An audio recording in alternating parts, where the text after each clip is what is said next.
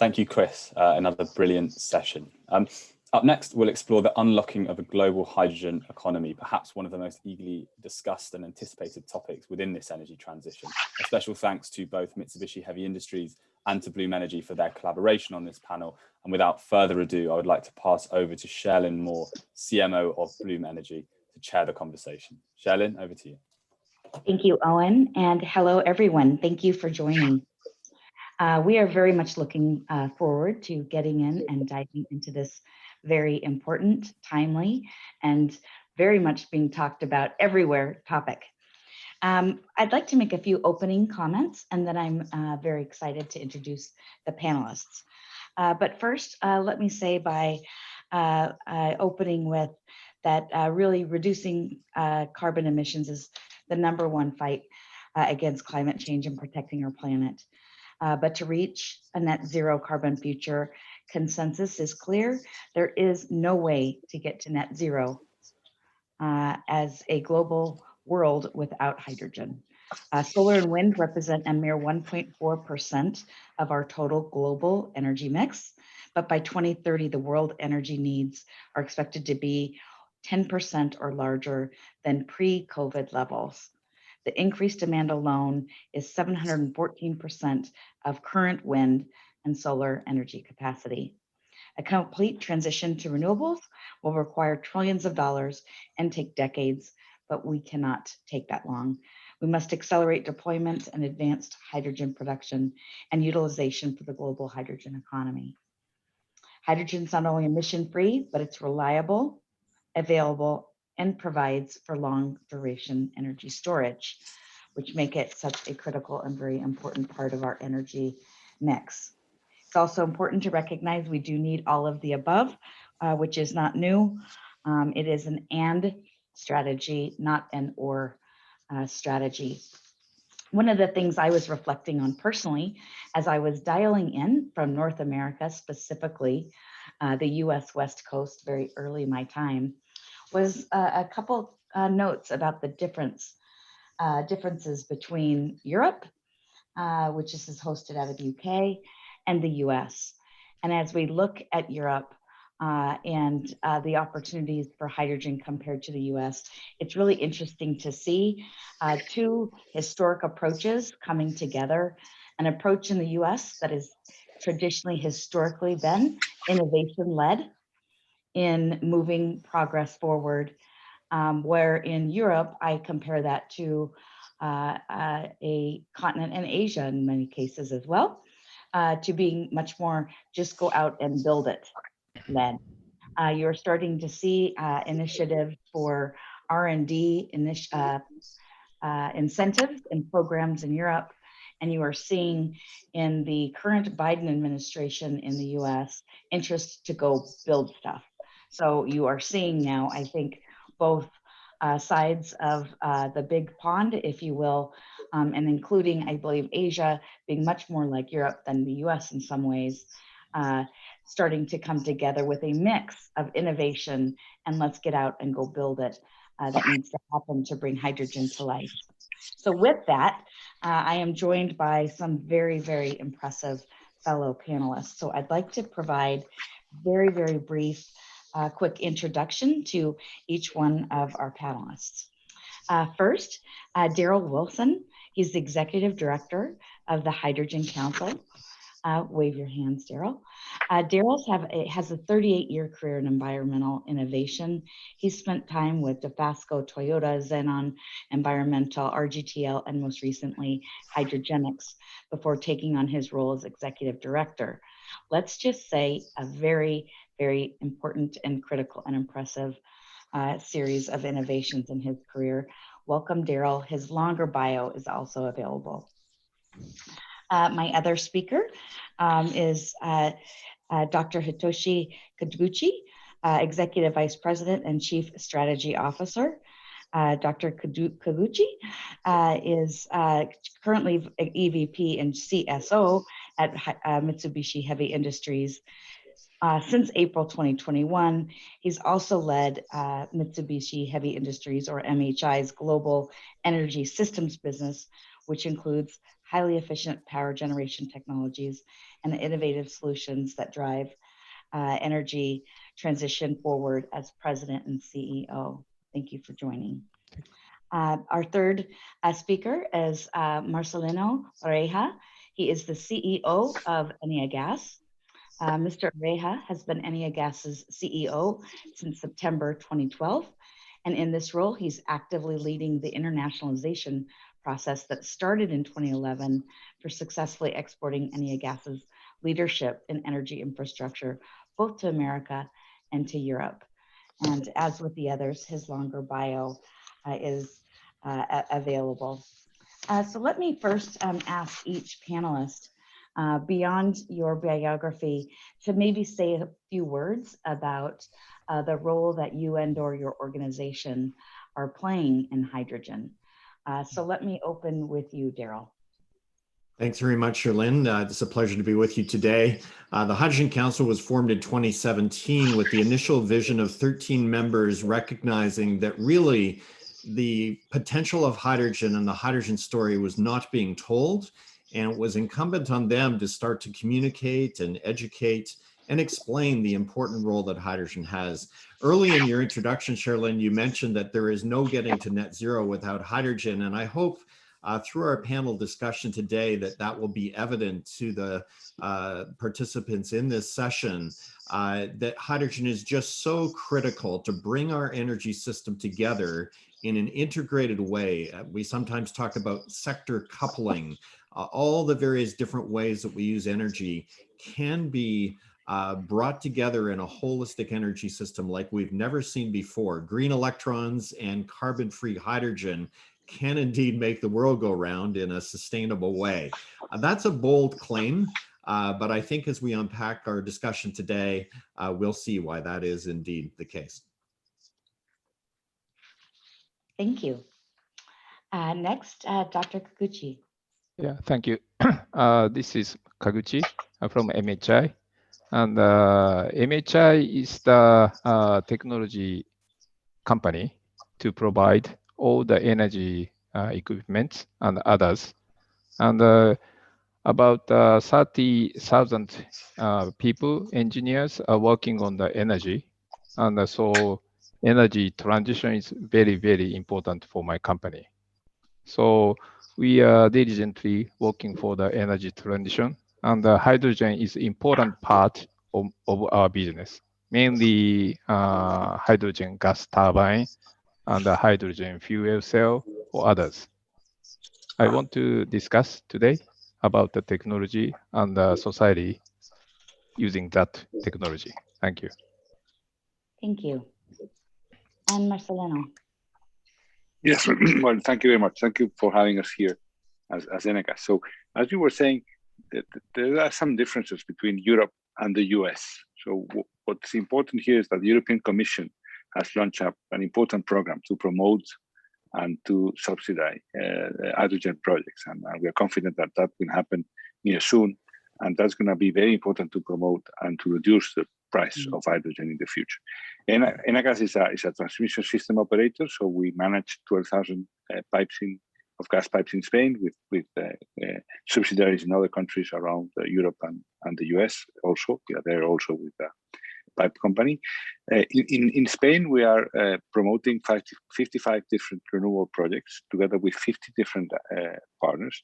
So I think what's going to happen with hydrogen, we're going to see different projects around, in this case, around Spain, all of them involving producers, technology companies, Mitsubishi, of course, end users. That's going to be very important to promote this type of project. So we're going to need long-term contracts, take-or-pay contracts on hydrogen in order to be able to finance and produce those projects. And something also important is going to be the public and private collaboration. So we're going to need, for this to happen, a very close relationship between the administration, TSOs in our case, so regulated companies, and other private producers. Otherwise, it's going to be very difficult to produce cheap hydrogen at the right time. We are starting to see real projects and companies asking for big quantities of hydrogen before 2025, 2026. So we already are going to have, in a few months, long-term contracts So now is the time to produce that hydrogen. Something important to say is that there's no green hydrogen in big quantities produced yet in Europe. So we are speaking about something, sometimes it looks like you can buy it at the supermarket, but hydrogen is not there yet. So there's many things to happen before that. And of course, just to finish, R&D is going to be very important too. So helping R&D, venture capital investments to produce new ideas and helping small companies is going to be also important. Thank you. If I didn't introduce myself, which I might not have in my enthusiasm, I am Sherilyn Moore. I'm Executive Vice President and Chief Market and Product Officer for Bloom Energy. And Bloom Energy is the world's leading solid oxide fuel cell company that will be leveraging hydrogen within our fuel cells, but also providing upon that same solid oxide platform electrolyzers as well. And are very excited about the role that the electrolyzer technology plays in creating green hydrogen. So along those lines, Marcelino, you made a comment about the fact that we don't have a lot of green or clean, I think there's a difference there, hydrogen available. What are your thoughts about timelines? I know it's not here yet, but comment further on what it's going to take to get to more green hydrogen, and what's that timeline look like? Well, I mean, we're all sure that hydrogen is going to happen. I'm going to see whether it's green or blue hydrogen, both are going to be used in the future. And looking at the US, I'm sure that we're going to see the US exporting blue hydrogen perhaps quicker than we will be able to produce big quantities of green hydrogen in Europe. So we're sure it's going to happen. It's difficult to predict when is this going to happen. Because again, what's difficult is to understand the price, when we'll get the price down enough, and when will the subsidies in the case of Europe will come to help the price to be there. So today, hydrogen, gray hydrogen is 1.5 euros kilo. Green is above 5 euros kilo. Speaking in euros, perhaps we'll do it in US dollars. But just to understand that the green hydrogen is 4 times more than the gray one. So we need real projects to happen. In our case, as Enagás, we are building an infrastructure in Europe, in the Mallorca island, that will provide 300 tons of hydrogen next year, 2022. This is going to be the first big project in the south part of Europe. And we say big because it's the bigger one in place. It seems very small with everything we are announcing around the world. But that's going to be the first one. And there we're going to see how much we can drop the price down. So this is going to happen. We're going to see projects coming in 2022, 2023. And I think we're going to see big projects producing big quantities of hydrogen in 2025 and above. Very good. Any perspective on the movement from to cleaner and ultimately green hydrogen? Comments from you, Daryl, or Dr. Kaguchi?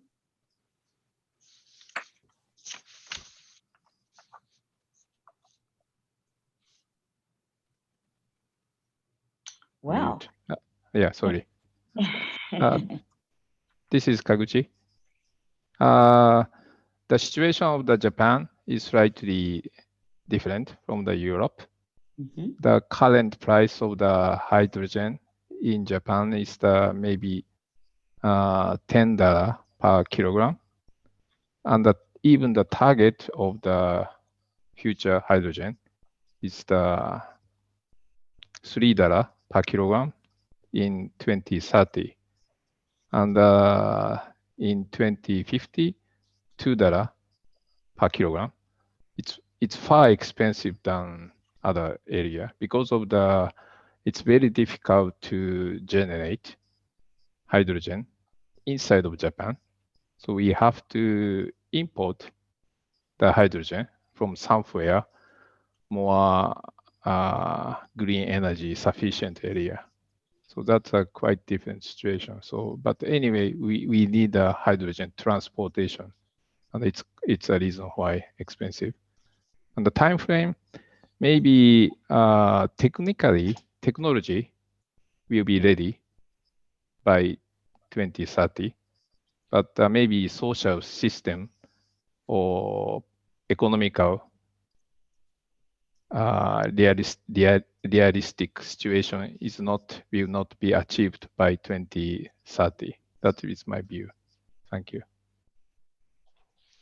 Yes, thank you. Carol. In terms of timing, cost has been a major impediment, and I think our other panelists have touched on that. In 2017 and 2018, the Hydrogen Council gathered the cost insights of our members. So confidential cost data and projections were collected across many member companies through a clean room process with McKinsey. And we were able to start to show the trajectory for cost reduction over time.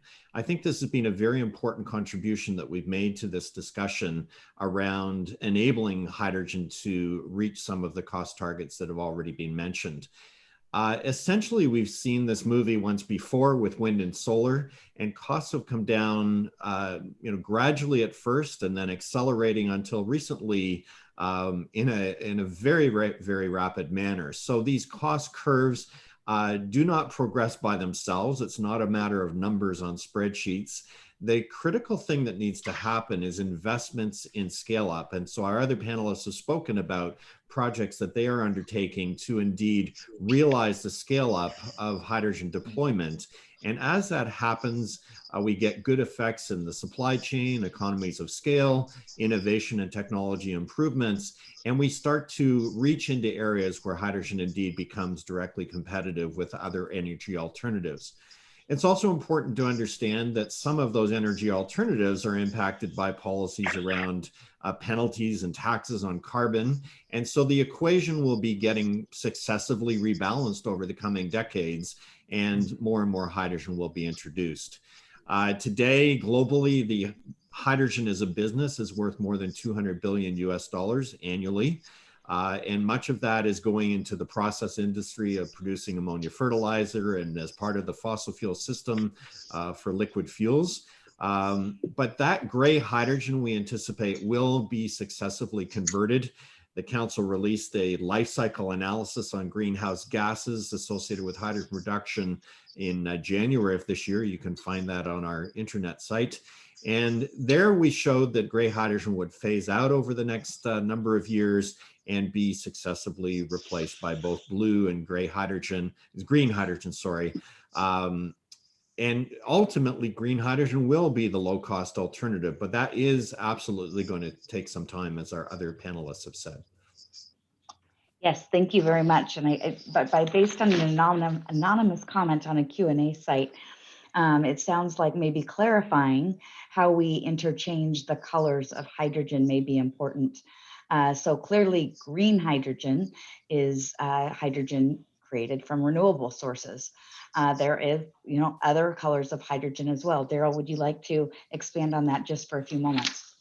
Sherlyn, this whole system of communicating with colors it's a good thing to educate folks in the early phases, but somebody reminded me just yesterday that bright colors are for the kindergarten classroom, and in some ways we need to grow out of this discussion.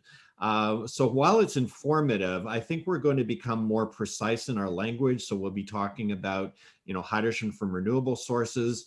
And much like the system has emerged in Europe, where if you go to buy a car today, you can actually find on a sticker on the window of the car the carbon footprint of that vehicle as it will be in use. So how many grams of CO2 will be emitted per kilometer of travel.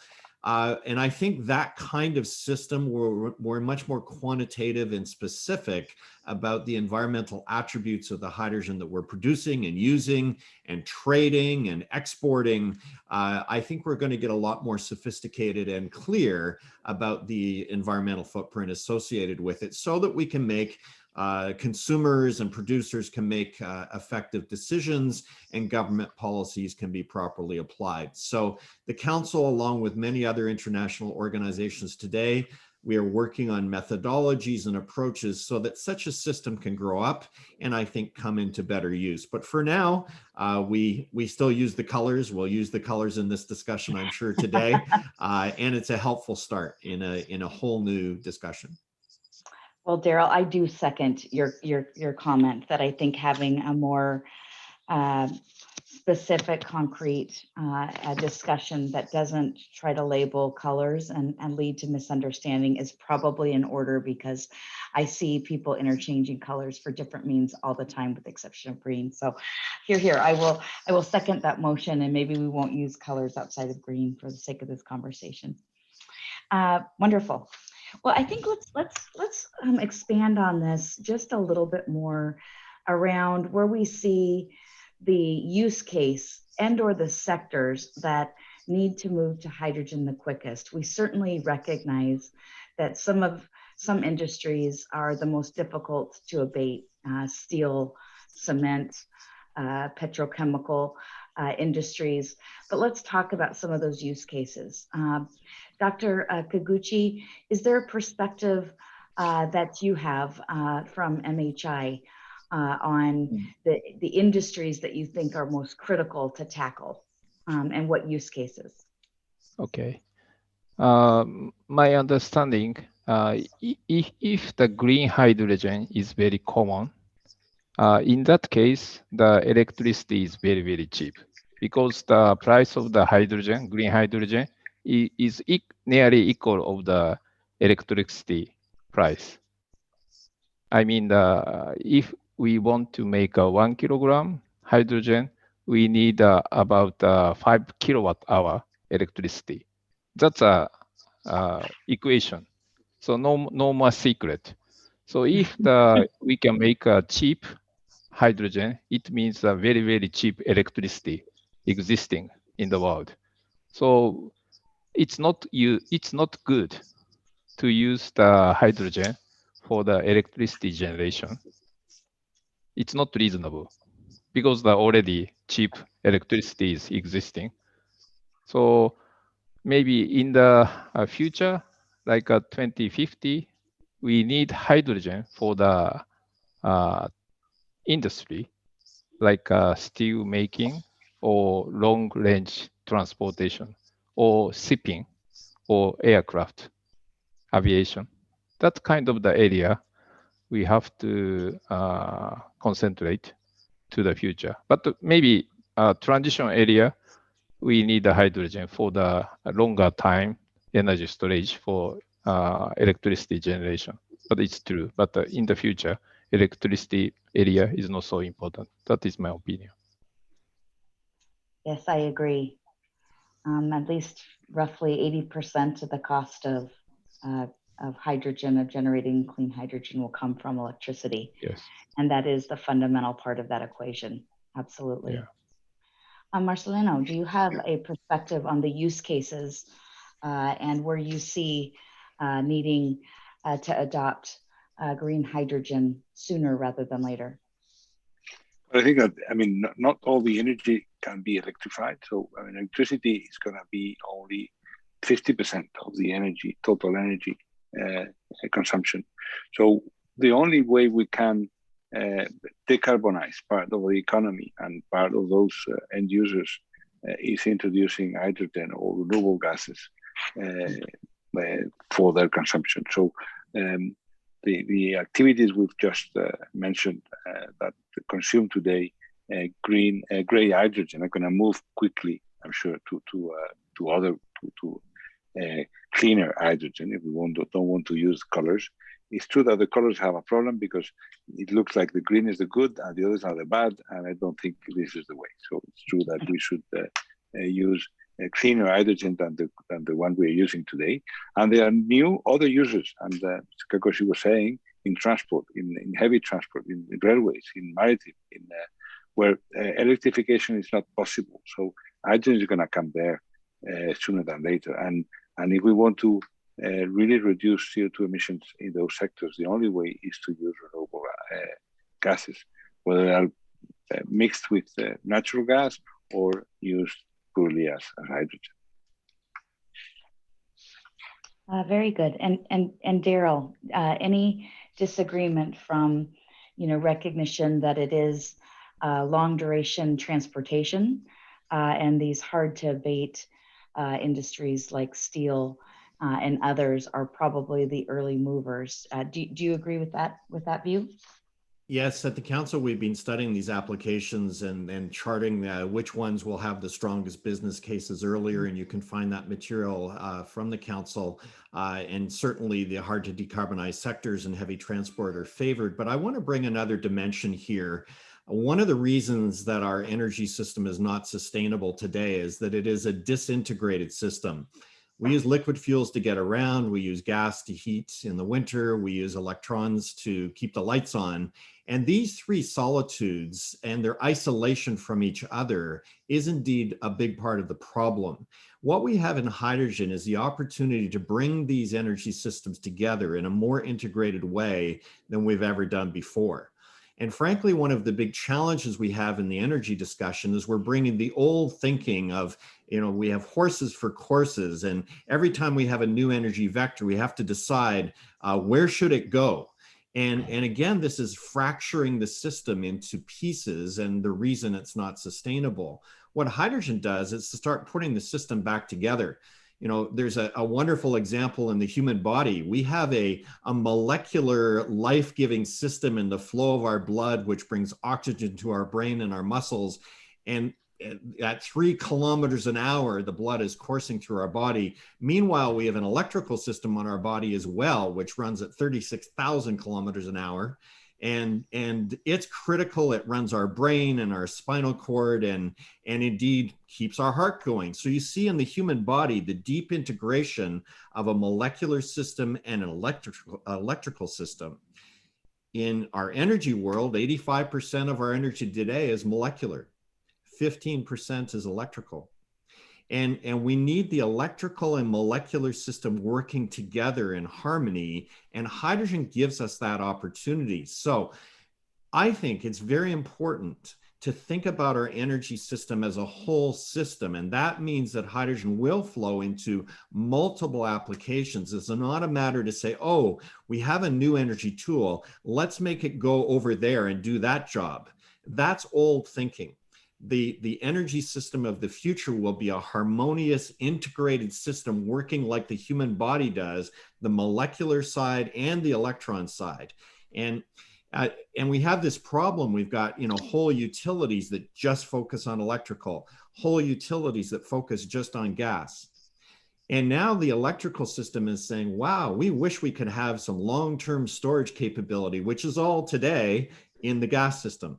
Hydrogen brings the prospect of offering the electrical system indeed long-term seasonal energy storage, but in a deeply integrated way, not as an isolated, separated system. So one of the themes that I think that we're missing in these discussions is to understand we need to put our electrical and gaseous energy system back together with deep integration, and then realize the synergy of the two systems working harmoniously together. That will give us sustainability. Oh my goodness, that's fascinating.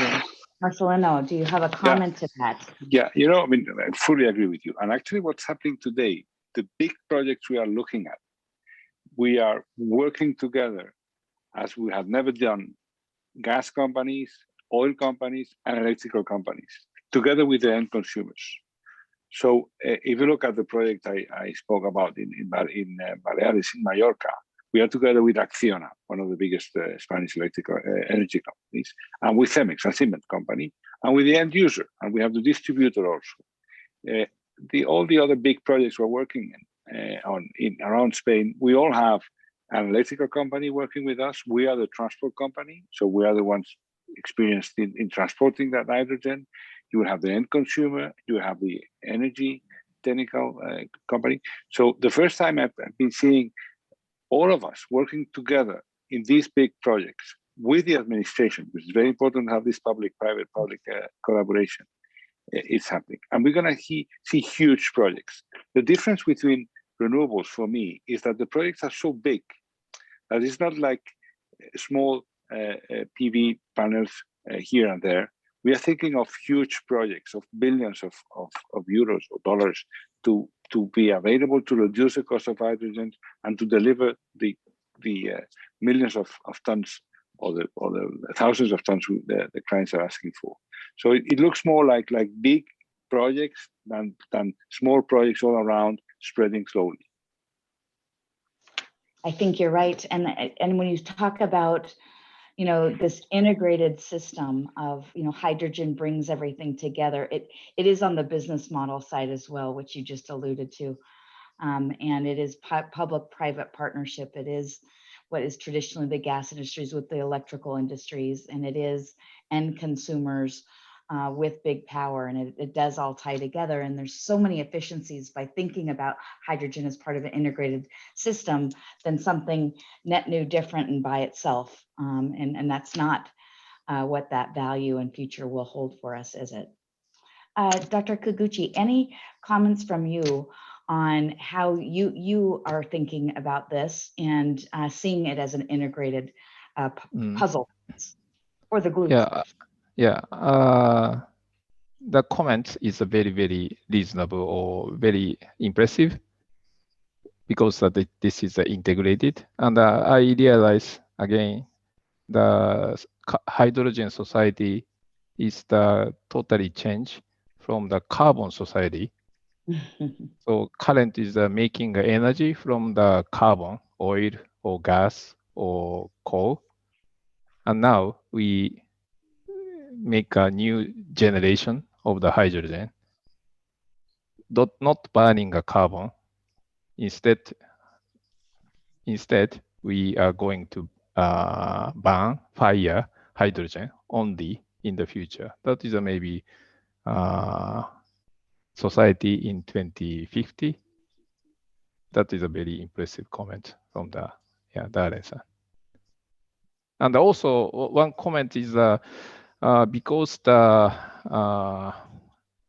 big experiment demonstration in the society is coming, and I think it's very, very difficult to do by private company because the project is too big to do without any, how to say, economical justification.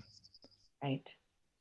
And if we wait the economical justification, hydrogen society will not come. So we need some social system internationally by carbon pricing, carbon tax, carbon offset, or something like that. That is my opinion. Yes, agree. So let's transition. Time goes by so fast, and let's get to the heart of the matter. I think we've covered the territory of the need to move to cleaner hydrogen sources. We recognize its critical value and how we have to think differently about hydrogen. We recognize that the barriers to adoption is cost. And how do you address cost? We need to deploy at scale. And so let's talk about what we've each seen as some of the most interesting projects to scale up hydrogen and or innovate and how we drive the cost down, because that's the crux of bringing the future closer to the present. So would anyone like to start with some real world examples where you think there are some game-changing projects or ideas underway? Start with you, Daryl.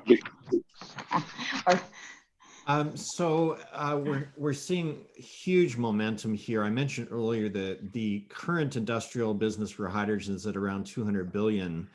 There's more than double that amount of new hydrogen projects that have been announced just recently. The council is tracking multi-megawatt large-scale projects around the world, and this means the industry will more than triple in short order. And in fact, the rate of new project announcements is accelerating. I think some of the areas that are particularly interesting are those areas where we're seeing so-called hydrogen valleys or port area deployments, where the opportunity of hydrogen bringing the energy system together, as I was mentioning earlier, and multiple more modalities of hydrogen applications all in the same place. So it might be a large industrial offtake alongside transport offtakes, alongside integration in the energy system for energy storage. There's a project of that nature in Teesside in the UK and Rotterdam in the Netherlands. And in fact, recently facilitated by some of the international agencies, a ports initiative with more than 60 ports signing up. So these so-called clusters, I think, are important demonstrations of the integrative capability of hydrogen. And those are the ones that really excite me. Very good. Marcelino?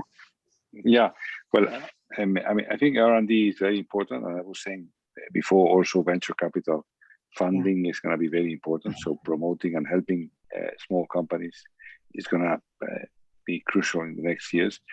We are, as ourselves, investing in R&D. We are investing in an important project together with Repsol, with the Spanish company called Sun to High, trying to develop, we're investing in a technology using photoelectrocatalysis to produce hydrogen directly from the sun.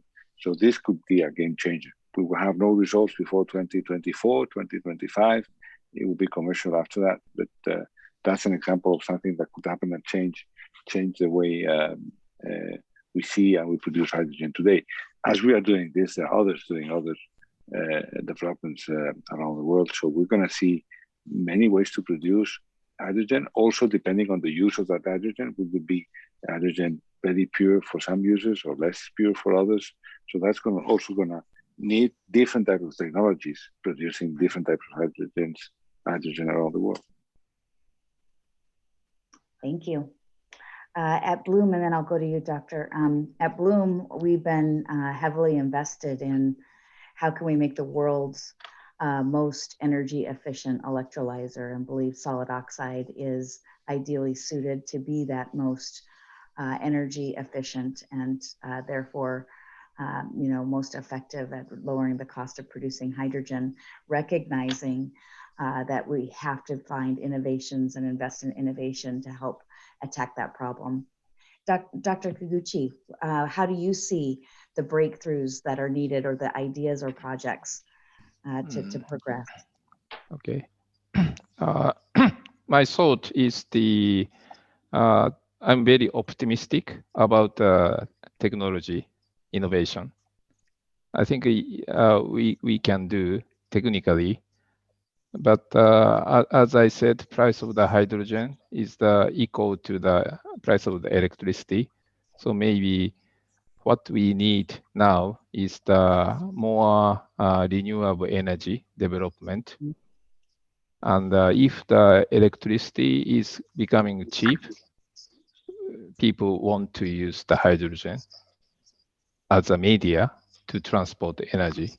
So that's a basic clue. So to support this, we need some social system and also international collaboration.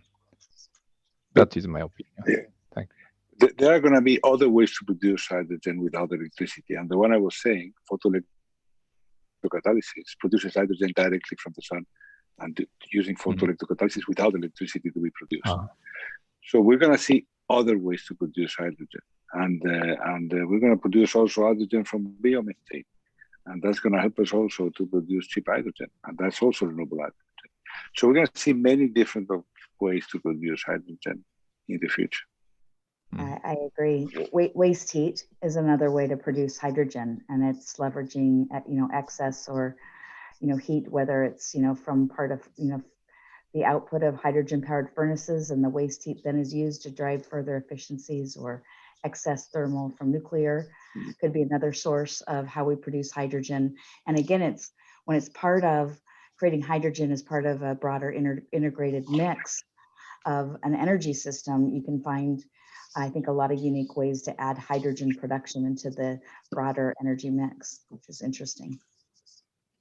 I've been monitoring some of the questions that are brought up, and some of us have naturally touched on answers to some, but one of the questions that was brought up in a few minutes was a lot of talk about the value of green hydrogen, but what about water, and how do you see water being a part of that mix? And maybe I'll start with you, Daryl. So in our life cycle study published in January, we looked at that across all of the various production pathways. As Marcelino has said, there are many ways to get to hydrogen, and we looked at the whole broad spectrum, and we were able to show that actually the hydrogen production is not a water intensive activity. Even with electrolysis, where we're taking water and indeed splitting into hydrogen and oxygen and deriving the hydrogen from the water, even there, in comparison to other industrial processes, which we do regard as water intensive, hydrogen production is not a water intensive activity. As well, it's possible to take all the different qualities of water, from seawater to brackish water, and to process it at relatively low cost and derive hydrogen. So we do not believe that this is a constraint. In the most severely impacted areas where water is in extreme scarcity, yes, maybe there may be a concern, but in the main, indeed, water supply and water quality are not concerns when it comes to hydrogen production. And you can find the factual backup for that within the life cycle analysis report published in January. Can I give you just a quick example to understand why water is not a problem? The water needed to produce hydrogen through electrolysis for a car to be moved 400 kilometers is about the same that we will use for a shower. Okay, so that's not the problem. Okay, so Minister, it's a good example. Okay, so 400 kilometers, one shower. I like that. And of course, the water goes back in the natural ecosystem and returns to us. So that this is the true sustainable nature of hydrogen becomes evident, because we're not putting emissions and pollutants and CO2 into the atmosphere. That car has only emitted water vapor, which is back into the whole hydraulic system of the planet. So completely harmonious. Well said. I think we put that issue to rest. Closing comments. I find our future is very bright. There is a lot of innovation going on, and these were some very inspiring comments. Closing comments. Let's do a quick rapid round. Dr. Kaguchi, quick close. Yeah, thank you. Originally, I'm nuclear engineer. So thank you for the comment, making a hydrogen from nuclear. For you. We call it pink hydrogen. Thank you. Thank you very much. You're welcome. Marcelino. Well, I think we have an amazing opportunity to change the way we produce energy and to make cleaner our industries. And for the energy industry, it's going to be very challenging times, plenty of opportunities to invest and to create jobs and to make our economy grow again. Thank you. And Daryl. You know, we've been heading in the hydrogen direction for a long time. If you look at burning wood and oil and coal and natural gas, what's been happening for many, many decades is less and less carbon and more hydrogen in our energy sources. And now we're kind of arriving at the final destination, pure hydrogen indeed. There's a lot to learn about this discussion, but it's critically important and urgent that we do learn and we do work together. I think the wonderful thing about hydrogen is that together, working across all these different sectors and the examples that have been shared by Mitsubishi and Enagás depicts the importance that we come together and innovate together and capitalize on the opportunity of finally putting our energy system back together with hydrogen. Excellent. Well, great closing comment. I couldn't have said anything better myself. Owen, I will turn it over to you. Thank you to my panelists. This was fun. Likewise. Thank you. Thank you very much. Thank you to all of our panelists, and thank you to Sherlyn as well. Another brilliant session. A quick reminder that both Mitsubishi Heavy Industries and Bloom Energy do have content hubs in the exhibitor tab, so do check them out at the top of your screen. Very shortly, I'll be joined by Sifi Gesemi, CEO of Air Products, to continue this hydrogen conversation and examine the NEOM project in a little more detail. After that, you'll hear from Norwegian Minister for Petroleum and Energy in conversation with Gladys Fuchs, Oslo Bureau Chief at Reuters News.